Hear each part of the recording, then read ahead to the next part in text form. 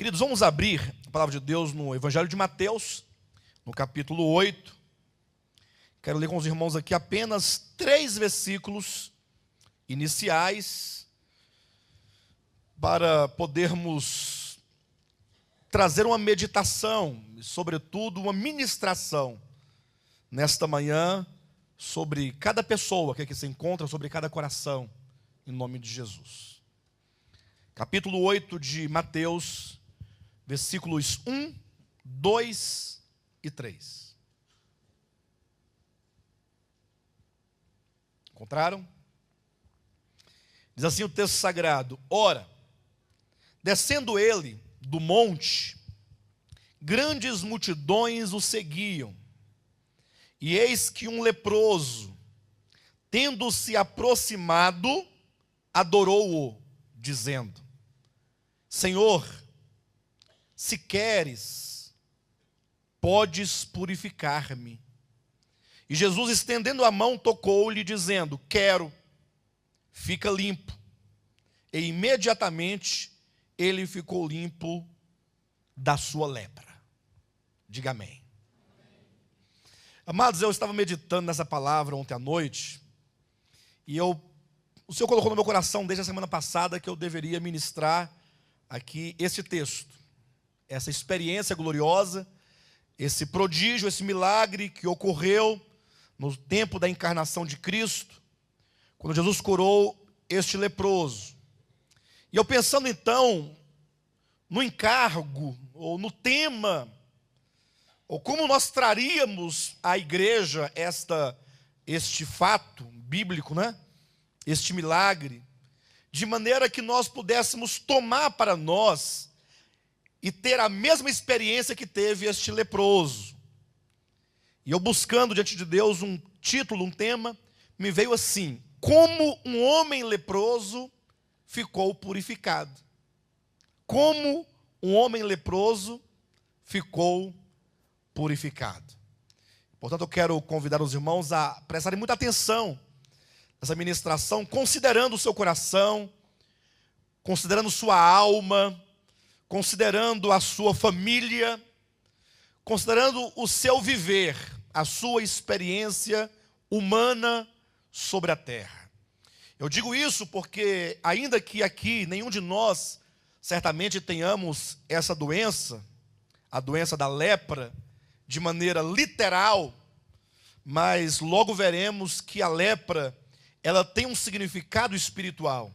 Sobretudo quando o Senhor cura este leproso, e essa cura é colocada dentro deste contexto, final do capítulo 7, início do capítulo 8.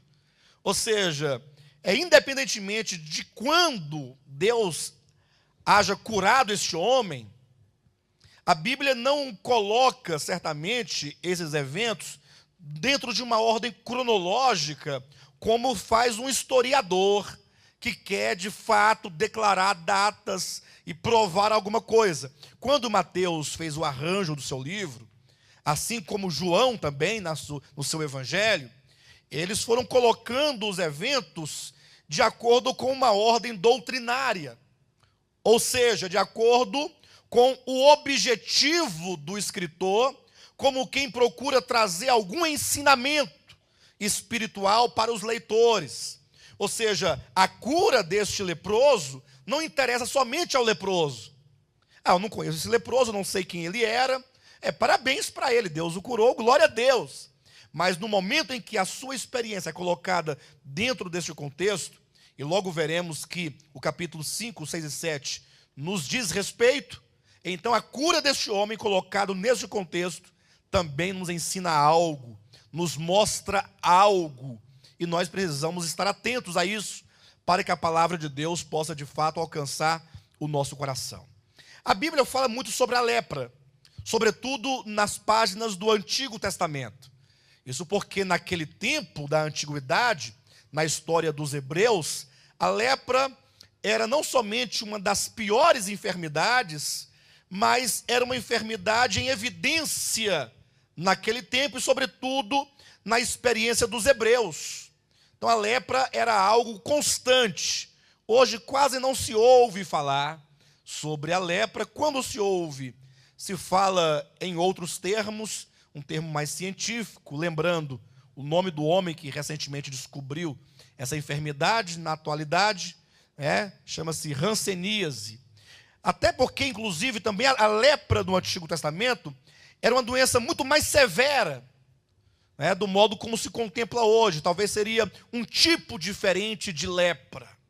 De maneira que, quando ela tocava o homem, aquilo era tão terrível que Deus, ele colocou ali no livro de Levítico toda uma cerimônia para fazer uma investigação e uma comprovação se o homem tinha ou não a lepra, de maneira que havia consequências terríveis. Só para os irmãos terem uma noção, abra sua Bíblia no livro de Levítico, capítulo 13, e veja como que o Senhor nos fala sobre isso, especificamente nos versículos 45, 46,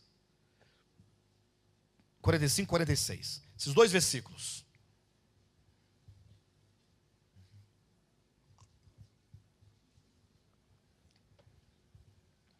Veja o que diz o texto.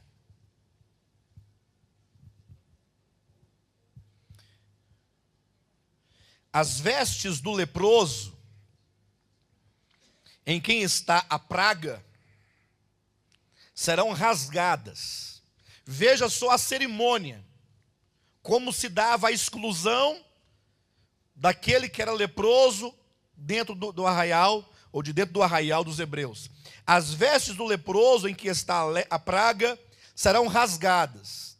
Então pense numa situação, está lá um homem que eventualmente ele vê uma mancha no seu corpo, e logo essa mancha, ela dá na carne viva, e ele logo pensa, pode ser lepra, ele vai apresentar-se ao sacerdote. Tinha que ir ao sacerdote. Chegando lá, o sacerdote verificava efetivamente que aquele homem estava leproso. E agora, o que fazer? É dito, as vestes do leproso em que está a praga serão rasgadas. Então deveria rasgar as vestes do leproso, e os seus cabelos serão desgrenhados. Irmãos, que coisa tremenda. Não bastava expulsá-lo da comunidade, mas não, rasga a roupa dele e bagunça o cabelo dele.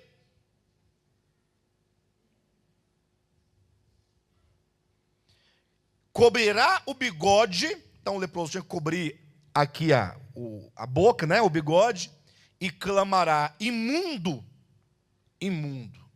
E aí começa toda uma história de um homem que até então estava no seio da nação de Israel, de alguém que até então gozava ali de um lar, de uma família. Talvez se fosse um homem tivesse uma esposa, ou se fosse uma mulher, quem sabe tivesse um esposo, ou que tivesse irmãos, tivessem ali mãe, ou que tivesse filhos. Os irmãos sabem que nós, seres humanos, nós amamos a vida. E não somente amamos a vida, mas, sobretudo, nós amamos aqueles que são nossos, aqueles que estão ao nosso redor, o nosso lugar, nossa família. E nós temos projetos, nós pensamos em fazer algo no futuro, pensamos em criar filhos, pensamos que os nossos filhos vão se casar, vão ter netos. Nós sempre estamos a projetar algo que nos traz alegria, que nos traz prazer. E isso porque quando Deus criou o homem, Deus o criou não para que o homem vivesse numa miséria, na angústia. Pelo contrário, Deus criou o homem para que o homem pudesse ser feliz. Na sua existência humana, pudesse ter completude. Mas nós sabemos que o pecado entrou no mundo e trouxe todas as mazelas. E aí, então, falando desse leproso, ou de um determinado leproso, na história do povo de Israel, começava-se ali uma história de muita angústia, de muita tristeza. Uma história que não reservava para o leproso, não dava a ele nenhuma esperança. Porque logo, de repente, ele se encontra numa situação em que o sacerdote, ao verificar que ele estava leproso, simplesmente o declara leproso. E quando declarava leproso, aí tinha agora um ritual e um procedimento. Rasga as vestes deles, do leproso, assanha seu cabelo, e agora ele era simplesmente expulso da comunidade. Ele não podia mais ficar na sua casa, não podia permanecer com seus filhos, não podia permanecer com seus familiares, não podia mais ir ao templo orar, não podia mais participar das festas do Senhor, ali com todos os hebreus, na Páscoa, no Pentecostes, nada disso. Ele tinha que agora se retirar e andar pelos lugares solitários, com a mão cobrindo o bigode e sempre a gritar. Ele próprio tinha que gritar: imundo, imundo, para que, se porventura alguém estivesse passando por perto, pudesse se livrar daquela pessoa e evitar passar perto daquela pessoa que tinha lepra. Veja o versículo 46. Será imundo todos os dias em que a praga estiver nele. É imundo. Habitará só. A sua habitação será fora do arraial. Bem, olhando para o aspecto material, físico da lepra, acredito que uma situação como essa é de dar muita pena, muita dor. Há um sofrimento que consome aquela pessoa. É lógico que todos que estão de fora talvez tivessem muita pena, de fato, sobretudo a própria família, mas imagine o sofrimento deste indivíduo. Interessante que a Bíblia toma a lepra física e então Deus coloca ela para representar no âmbito espiritual a enfermidade do pecado. Isso porque a lepra não somente era algo, do modo como se apresentava na antiguidade, muito nojento, mas era algo contagioso e que ia consumindo aos poucos o leproso. Ia atrofiando seus nervos, ia comendo, as extremidades do corpo, ia perdendo os dedos, perdendo a sensibilidade, de modo a ser consumido por aquela doença. E Deus, sabiamente, querendo revelar uma condição humana, Deus pega a lepra, ele toma a lepra e o leproso para falar de uma condição espiritual, como que todos aqueles que foram tocados pelo pecado, de alguma maneira, são como esses leprosos, expulsos da comunidade, expulsos da família, ou seja, primeiramente expulso do Éden. Lembram quando o homem pecou? Foi expulso, não podia permanecer ali no jardim do Éden, gozando das bênçãos daquele lugar, da presença de Deus, da comunhão com Deus. Tanto é que agora esse homem expulso da comunidade, considerado, chamado, tido por imundo, ele perdia a comunhão. Perdia tudo o que havia de melhor. E isso, representando o pecado, demonstra como que o homem, tomado por uma doença cruel, uma doença que vai consumindo o homem, vai devorando o homem, que o priva da presença de Deus, da comunhão, da família de Deus, da casa de Deus, de tudo o que há de bom, e como diz o texto, será imundo durante os dias em que a praga estiver nele, é imundo, habitará só, a sua habitação será fora do arraial. Eu quero dizer algo para os irmãos, que em maior ou em menor grau, mesmo nós que já temos o Senhor, em maior ou em menor grau, nós ainda temos muito dessa doença espiritual, dessa lepra espiritual que consome. Quantas vezes você, tendo ouvido a palavra de Deus, você tem ouvido o Evangelho, você tem compreendido o Evangelho, você até se gloria da palavra que tem recebido, de tantas revelações que você recebeu. Quando eu disse que o contexto em que aquele leproso de Mateus é colocado é importante, é porque antes do capítulo 8, é dito que descendo Jesus do monte, Ó, porque até então ele estava sobre o monte, e ele subiu ao monte no capítulo 5 de Mateus. Então ele sobe no capítulo 5 e lá permanece todo o capítulo 5, o capítulo 6, o capítulo 7, falando o quê? Ora, falando das coisas celestiais, das coisas eternas, das coisas grandes do céu.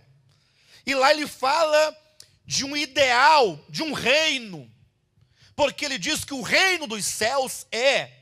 E aí ele passa a falar sobre a natureza desse reino celestial. Por isso que ele subiu para o alto do monte, para representar na geografia que aquilo de que ele fala é algo superior, é algo celestial. Aí quando você lê o Sermão da Montanha, Mateus 5, 6 e 7, que fala de uma natureza celestial, que fala do tipo de cidadão celestial, né? São esses que povoam esse reino. Fala de uma humanidade transcendente, de uma humanidade que em nada se parece com o homem.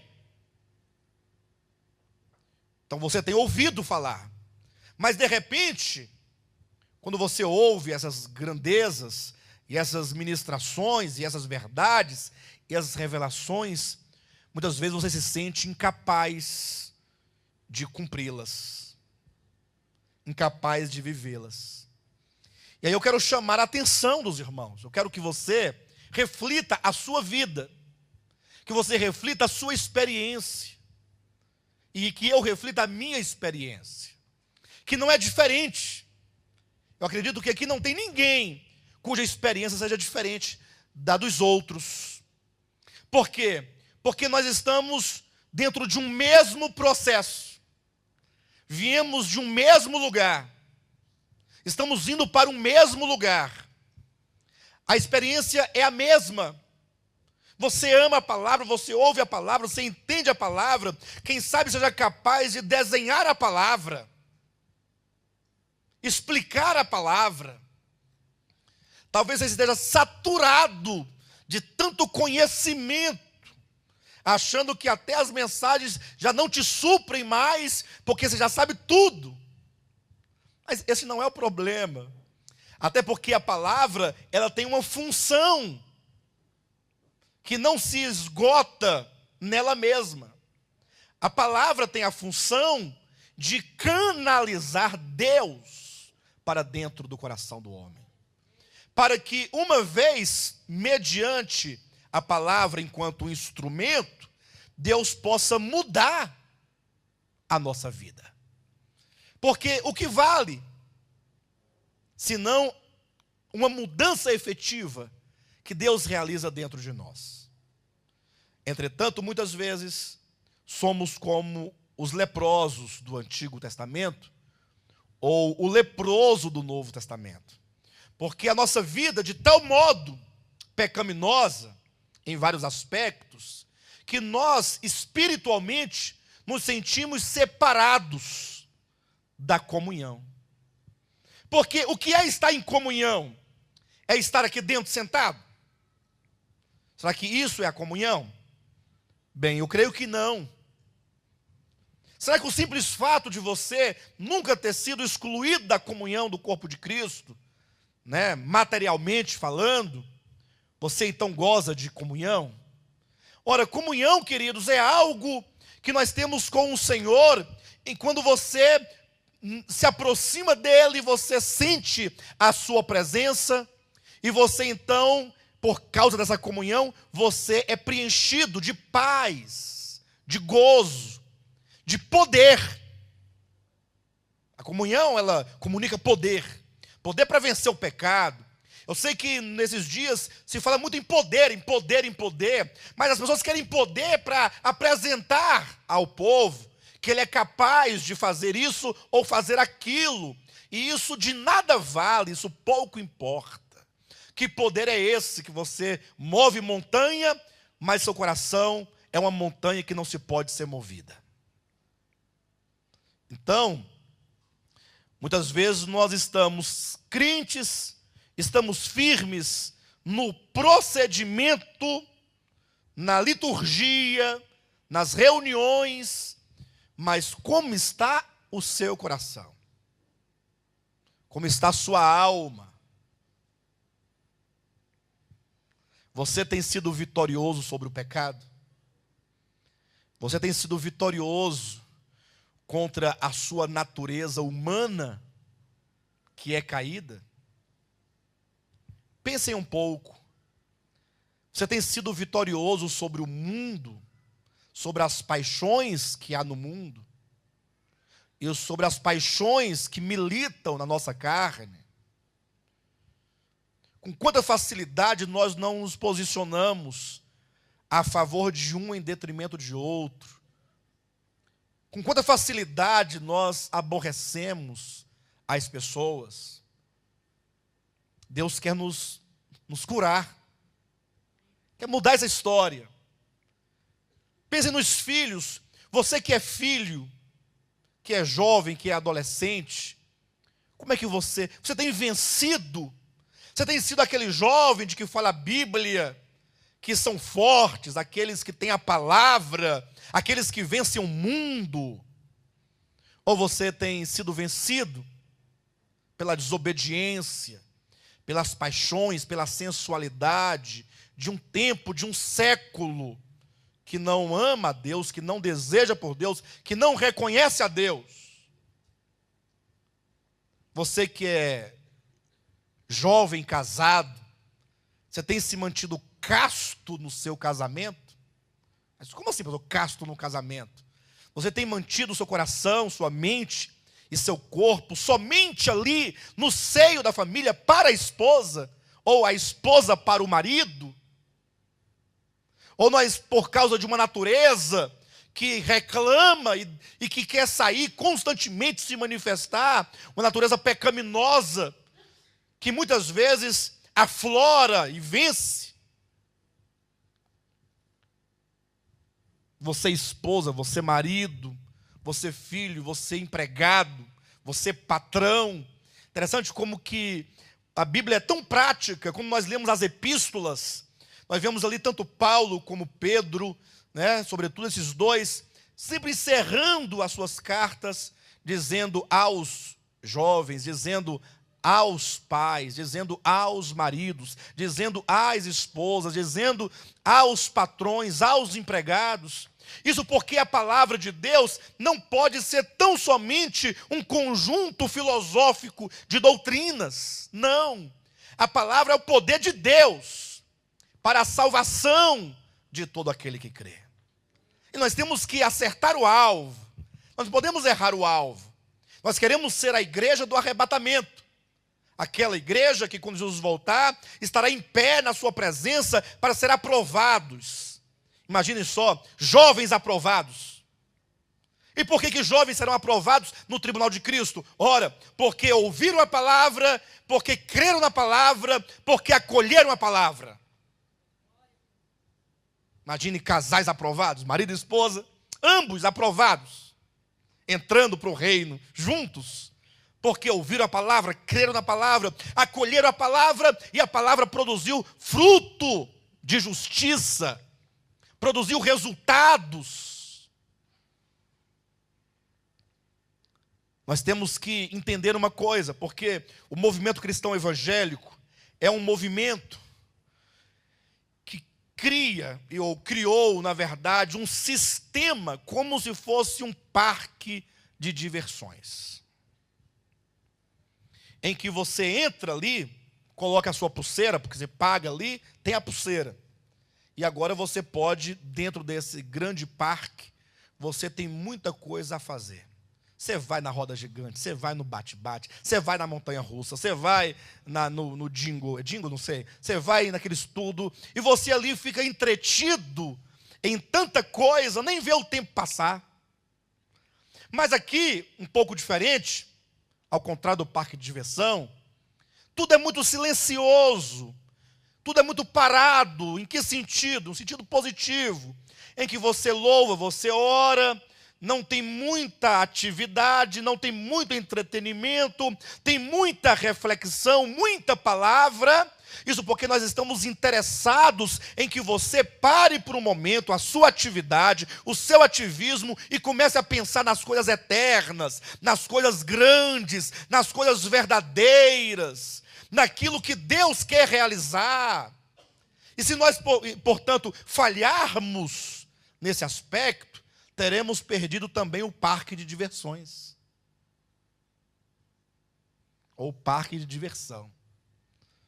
De maneira que o nosso sucesso enquanto ministério se encontra na glorificação do nome de Deus em nossas vidas.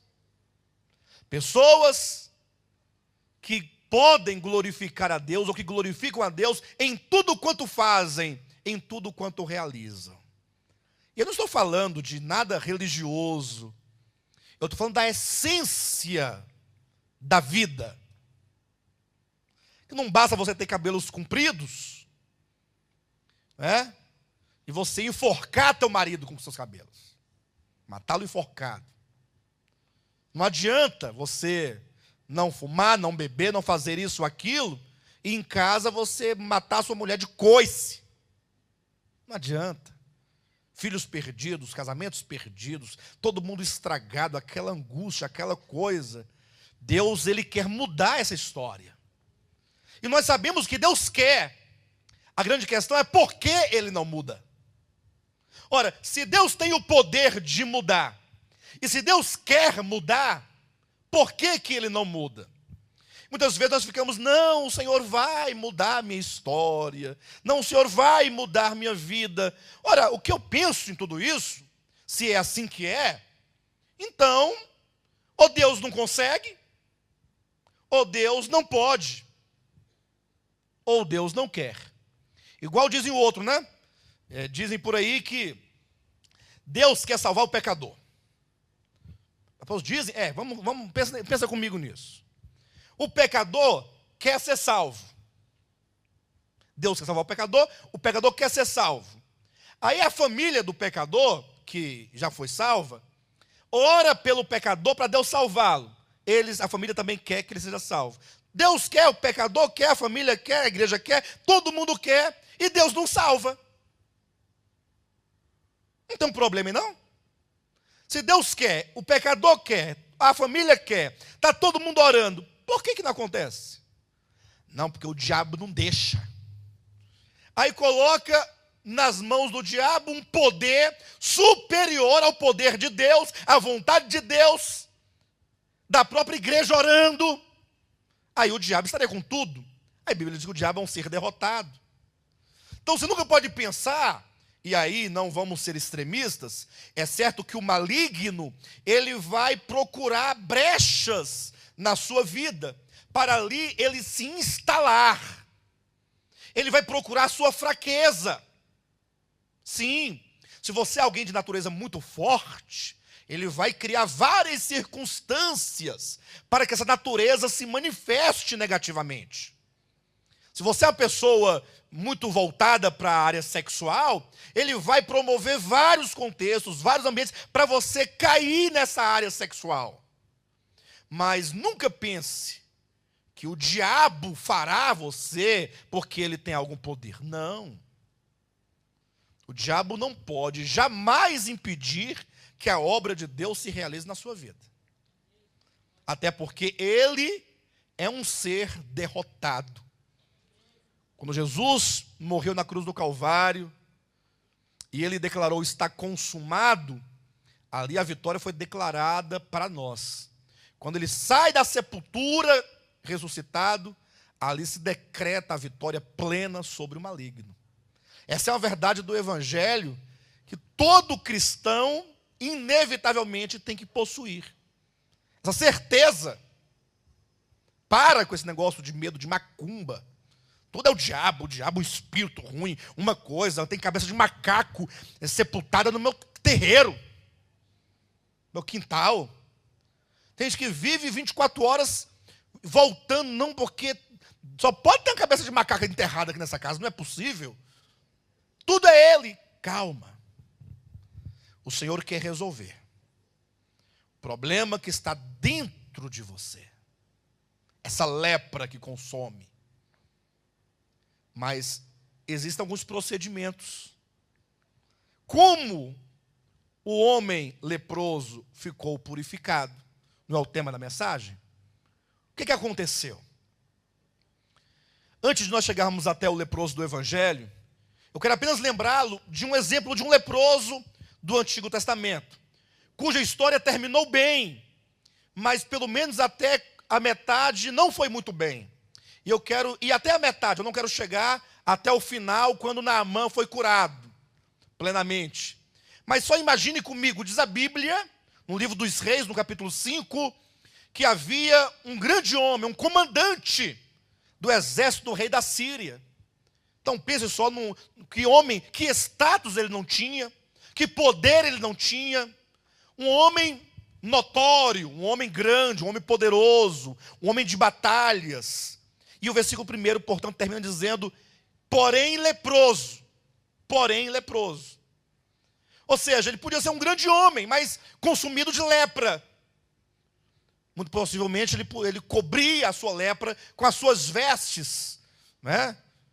Suas vestes de um capitão, sei lá, de um comandante, de maneira que ele sabia que ele tinha lepra. A sua senhora sabia que ele era um homem leproso, e ele sabia que ele seria consumido completamente por aquela lepra. Mas de repente, ao ouvir dizer que era possível que um tal de profeta que havia em Jerusalém podia resolver o seu problema, ele até que se prontificou, porque quem está doente quer cura, ainda que tenha que ir nos crentes, mas quer. Quando chegou que o profeta simplesmente disse para que alguém desse a ele um recado, ele achou isso um insulto. Ele pensou, eu pensei que ao chegar lá o profeta viria falar comigo, colocar a mão na minha cabeça, fazer uma reza, uma coisa, mas não, o profeta disse, olha, diga a Naamã, ou seja, o profeta sequer foi falar com ele. Afinal, o profeta, ele tem uma patente muito mais alta e mais importante que a de um comandante do exército do rei da Síria. Ou não? Diga a Naamã que ele vá até o Jordão e mergulhe 7 vezes. Eu quero perguntar algo para os irmãos aqui. O Rio Jordão, as águas do Jordão, têm algum poder? Qual é a ciência? Por que 7 vezes? Não, o Jordão tem poder, mas nem tanto como o Mar Vermelho. Porque se ele mergulhasse no Mar Vermelho, um mergulho daria, suficiente. O Jordão é poderoso, né? As águas são boas, mas nem tanto, tem que ser 7 vezes. É isso? Aí hoje em dia as pessoas vão lá, pegam a água do Jordão, se é que pegam lá, né? Se é que pegam lá, porque trazer água para esse tanto de gente dos tambores de lá, é melhor do fundo de casa dizer que é de lá. Está enganando mesmo, acaba de enganar todo o resto, né? É tudo enganação. Aí diz que a água é do Jordão, para o povo levar para casa. O povo pega aquela água, achando que aquela água vai resolver seu problema. Ou até mesmo pensando que as águas do Jordão resolveram o problema de Naamã. É mentira. A Bíblia não diz que as águas do Jordão foram que curaram, né? Foi que curou o Naamã. Pelo contrário, quando o profeta diz, vai e mergulha, primeiro, Deus quer ver o coração, a disposição, a obediência e, sobretudo, como diz o texto, o reconhecimento de que você não somente é carne, mas é uma carne leprosa. Mas aí vem o orgulho. O que nos impede, muitas vezes, de tocar a bênção de Deus, é esse orgulho do velho homem. Pastor, eu, graças a Deus, eu não tenho esse orgulho comigo. Mas o orgulho nunca, ou na maioria das vezes, não se manifesta como orgulho. Mas a mera pretensão de você não proceder diante do eterno, como deveria fazê-lo, já é orgulho demonstrado.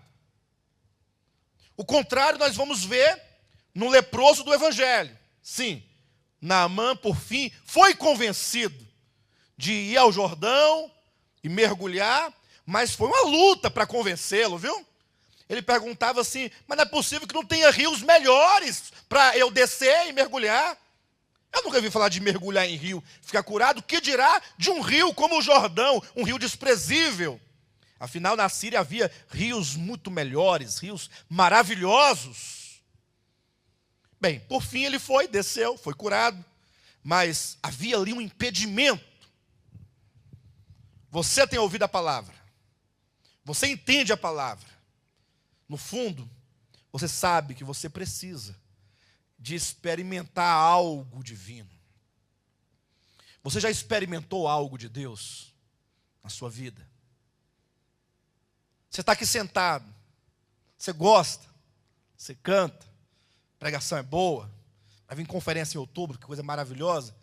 Eu quero saber se você experimenta Deus no seu ser, experiência pessoal. Se você procede para com Deus em adoração, em reconhecimento, em submissão, porque Ele é. Olha para você. Imagine só Mateus capítulo 8, o leproso do Evangelho.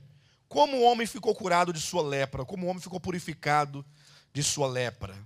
Tão logo Jesus fala o sermão da montanha, coisa mais linda, mais celestial, descendo o Senhor do monte. Ora, descendo ele do monte, grandes multidões o seguiam, e eis que um leproso, tendo se aproximado, adorou-o, dizendo: Senhor, se queres, podes purificar-me. Este leproso, aqui do Evangelho, ele está numa posição contrária à de Cristo no topo do monte. No topo do monte, a Deus, ao reino, a verdade do reino, a justiça do reino, a lei do reino dos céus, tá o padrão de Deus, o que Deus quer. Descendo do monte, há um leproso, que é tudo o que nós somos, exatamente um leproso, doente, alma doente. Esse quadro ele foi colocado para criar de fato esse contraste. Talvez haja um outro contraste também em Lucas capítulo 9, ou que seja Mateus capítulo 17, que é dito que Jesus estava no alto do monte com Pedro, Tiago e João, quando ele foi ali glorificado, né? É dito da transfiguração de Jesus, quando a glória interior se revelou, encheu o monte de glória. E Pedro, Tiago e João, envolvidos daquela glória, aqui queria permanecer ali no alto do monte, porque lá estava a glória de Deus. Mas descendo eles do monte, diz que lá estavam os seus discípulos tentando expulsar um demônio, e não conseguia. E aqui nós temos um contraste também. Pedro dizia: Senhor, eu quero ficar aqui no alto do monte, façamos 3 tendas. Bom é ficar aqui no alto do monte, aqui não tem problema. Porque se nós descermos, lá estará o leproso, lá estará o endemoniado, a fraqueza. E nós estamos cá embaixo. Embora a Bíblia diga que nós estejamos lá em cima, mas há uma experiência humana vivida. Olhando assim, está todo mundo bonito, penteadinho. Mas o Deus que lê os corações, o Deus que conhece a todos, Ele sabe o que passa dentro de cada um de nós. Ele sabe exatamente o que passa com você. A sua dificuldade, a sua angústia, o seu sofrimento, a sua limitação, a sua enfermidade da alma, na mente, a sua enfermidade no coração do pecado, a sua enfermidade física na carne. Deus sabe de tudo. Deus contempla todos. Ninguém aqui se esconde dele. Pelo contrário, ele sabe muito mais do que nós mesmos sabemos a nosso respeito. O profundo, o escondido. E descendo Jesus do monte, portanto, Diz a Bíblia que este leproso, ele procedeu. Ele procedeu. É dito que aproximando foi uma atitude. Adorou-o, outra atitude. Dizendo, olha o que ele diz: Senhor, do grego curios, se queres, podes purificar-me. Eu coloquei aqui rapidamente, eu quero mencionar aos irmãos 6 atitudes daquele homem que ficou curado, que foi curado por Jesus. São atitudes que, se tomadas em relação ao Senhor, nós também seremos curados. O Senhor quer curar. Ele pode curar, libertar, salvar, tudo o que você precisa. Por que Ele não faz? Porque muitas vezes nós temos um posicionamento de ofensa a Deus. Porque quando Cristo desce, diz a Bíblia que multidões o seguiam. Ora, a multidão estava ali com Jesus, querendo alguma vantagem, querendo alguma coisa. Sempre tem uma multidão. Mas em contraste à multidão, sempre vai ter um que faz a diferença, que procede para com Cristo diferentemente. Poderíamos citar o caso da mulher do fluxo de sangue, o cego de Jericó, né? Pessoas que experimentaram grandes prodígios, que experimentaram grandes mudanças, mas porque simplesmente não se comportou como multidão, que estar ali de qualquer modo, né? Mas que vai a Cristo com uma mente diferente, um coração diferente, um olhar diferente, uma fé diferente, um procedimento diferente. Aproximando-se. Eu pergunto, a multidão estava próxima de Cristo? A multidão estava próxima?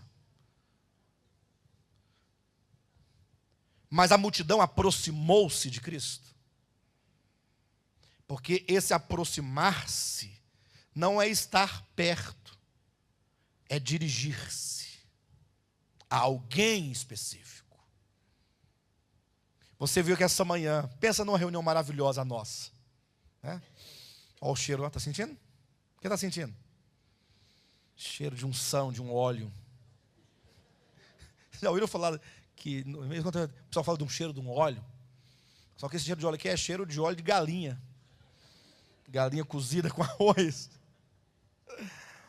Você veio aqui essa manhã, que coisa maravilhosa, culto maravilhoso. Mas você se aproximou do Senhor.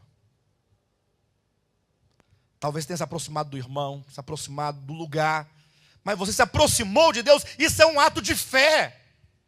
Jesus disse, olha, onde estiverem ali 2 ou 3 reunidos no meu nome, ali eu estarei no meio deles. Portanto, Jesus está aqui presente conosco. Você se aproximou de Jesus. Independentemente do lugar físico, não é a isso que eu me refiro, mas no seu coração, na sua mente, no seu espírito, essa disposição de você saber que você está aqui para adorá-lo. Pastor Moisés cantou aquela canção, não sei se foi uma canção, não sei se é o que é bem que ele fez, aquela dinâmica no início, que ele cantava a primeira parte num tom, e o refrão cantava em outro tom. Vocês lembram? Depois eu quero que o pastor me ensine como é que faz aquela mudança de tom. Mas foi muito bom, pastor, viu? Mesmo mudando de tom, foi ótimo. Estou aqui para te adorar. Como é que é? Enfim. Você se aproximou. Irmãos, aproximemo-nos de Deus. Agora você pode se aproximar, onde você está sentado. É uma questão de você lançar o seu coração a Deus. Deus existe. E aqueles que nele creem, ou que aqueles que se aproximam dele, devem crer que ele existe. É uma questão de fé. Você não precisa esperar ninguém mandar fazer nada aqui, na sua casa, no seu carro, no seu trabalho, no banheiro, também pode. onde você estiver, você aproximar-se de Deus. Tenha essa atitude. Comece a mudar a sua vida religiosa de um estar presente para um aproximar-se a Ele. Comece a modificar os seus valores. Você antigamente era canela de fogo. E agora, para negar o que você não acredita mais, você simplesmente não se aproxima de Deus. Não é isso que nós estamos pregando? Eu sei que a canela de fogo foi muito bom no tempo da criancice, da infância espiritual, tá bom. Você talvez não tenha procedido com respeito ao Espírito Santo segundo a palavra, porque a palavra fala sobre isso. Eu já fiz isso, todos nós fizemos. Foi muito bom na nossa infância espiritual. Mas só porque você cresceu, agora se tornou orgulhoso? Agora é orgulhoso? Agora é aquele filho independente, que não precisa mais do pai? Ora, então voltemos a ser criança.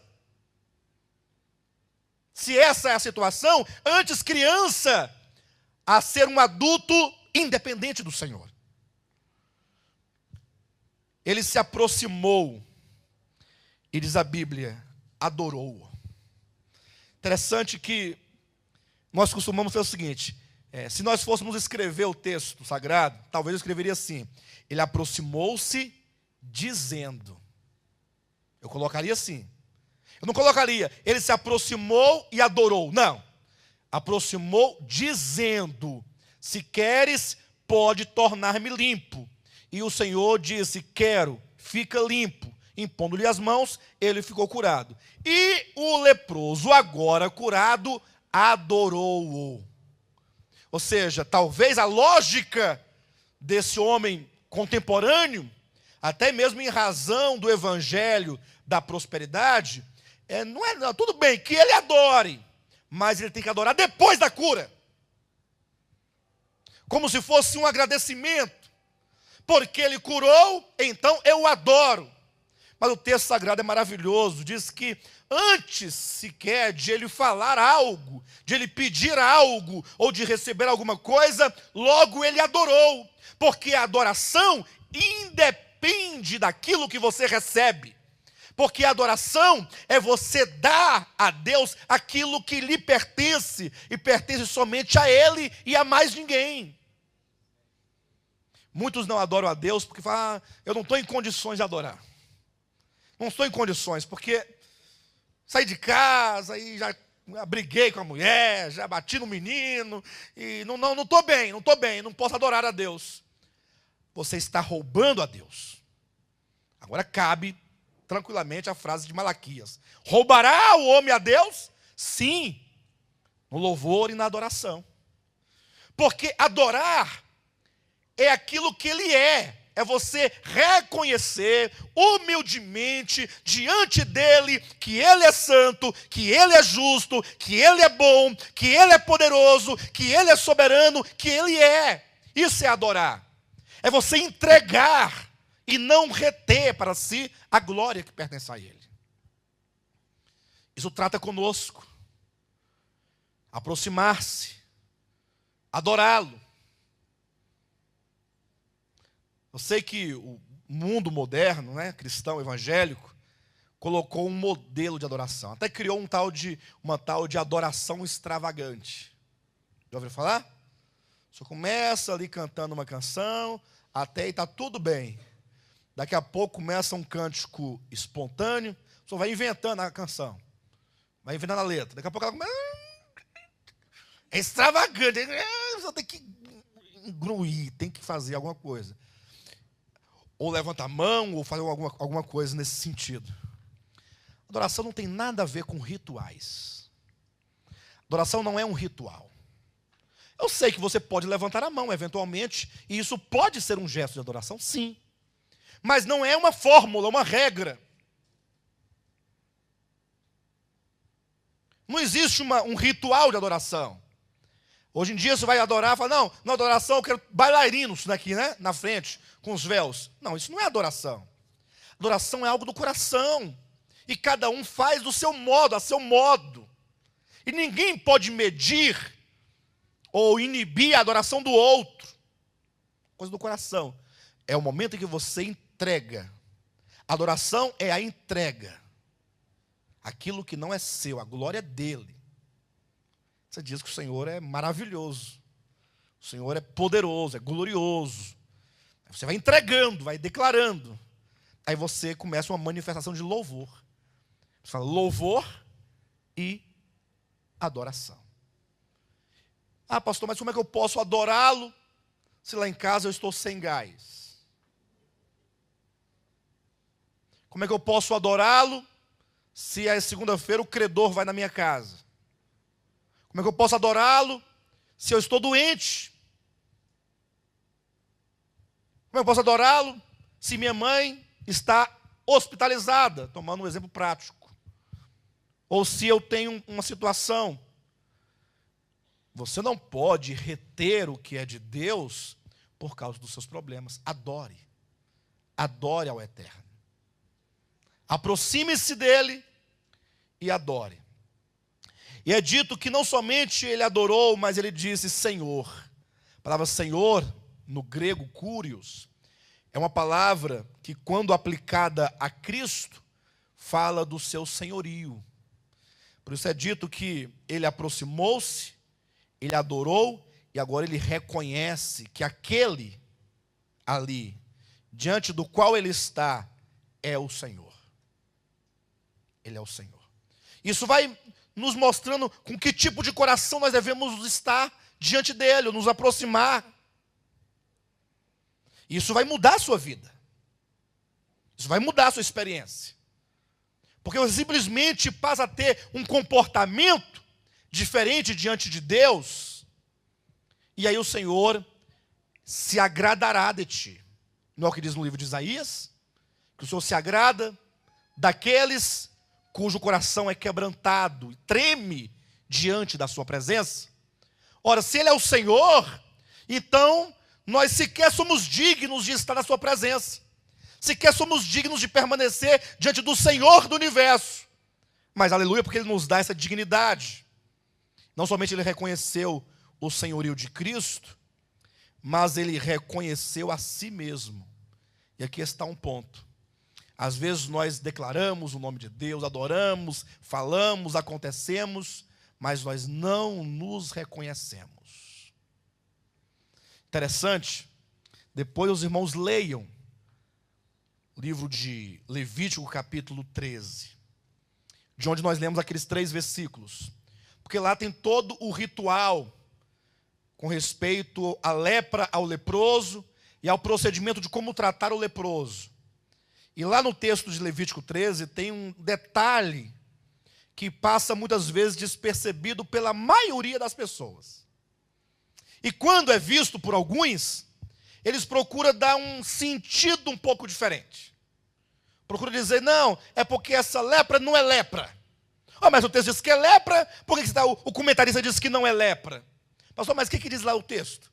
Interessante. Diz que se aparecer uma mancha no seu corpo, e você vai ao sacerdote, e ele detectar é lepra, então você tem que ser expulso do arraial.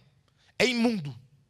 Mas de repente o texto diz que se essa cor, essa lesão, encher todo o seu corpo, todo, do alto da cabeça às plantas dos pés ou vice-versa, de modo que o sacerdote verifique em todo o teu corpo, ele o declarará limpo. Limpo. Não, você está certa, mas está errada. Está certa porque você foi na lógica. Ora, se eu tenho uma lepra no braço, estou imundo, se tomar todo o meu corpo, estarei limpo? Parece uma contradição no próprio texto.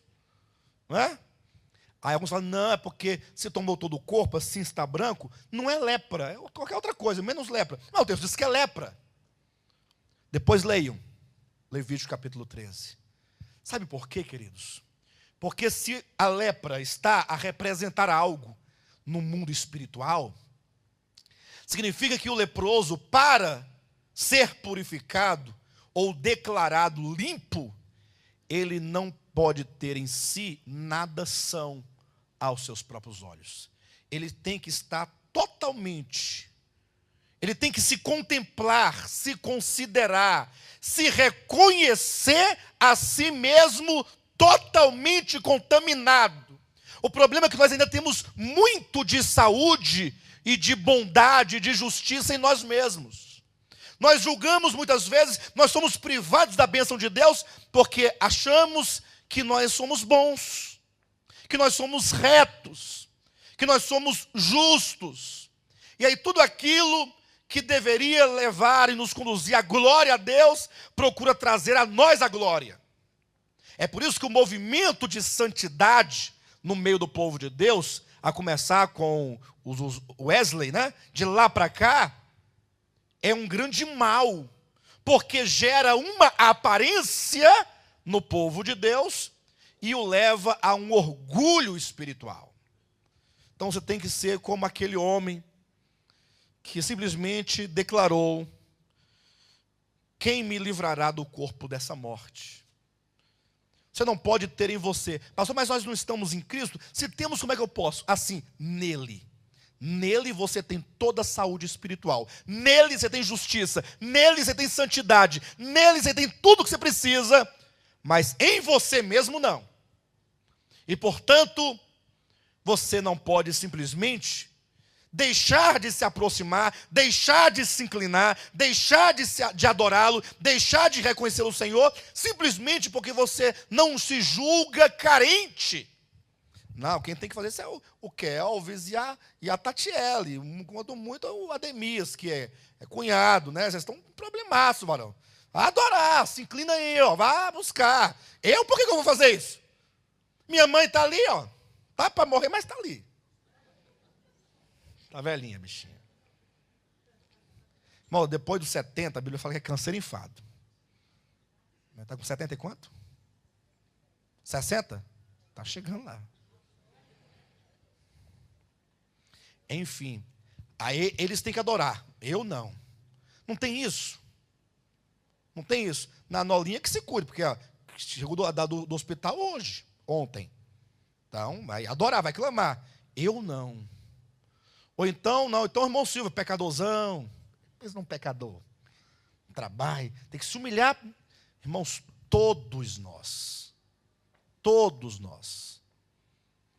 somos carentes de Deus. Todos. Aproxime-se, adore, reconheça o seu senhorio, reconheça a si mesmo. Tira essa capa de justiça própria. Essa capa de orgulho espiritual. E talvez você não consiga se contemplar, porque talvez você não tenha buscado a Deus. Você vai se afastando da luz, se afastando. Chega um ponto que você não sente mais nada. Comece a se aproximar da luz. E logo você verá, mas Senhor, e eu numa condição dessa eu não conseguia perceber.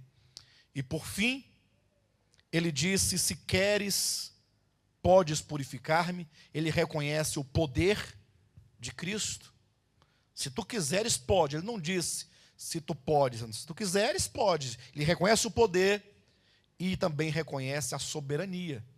Porque ele diz, tu podes, mas é o teu desejo.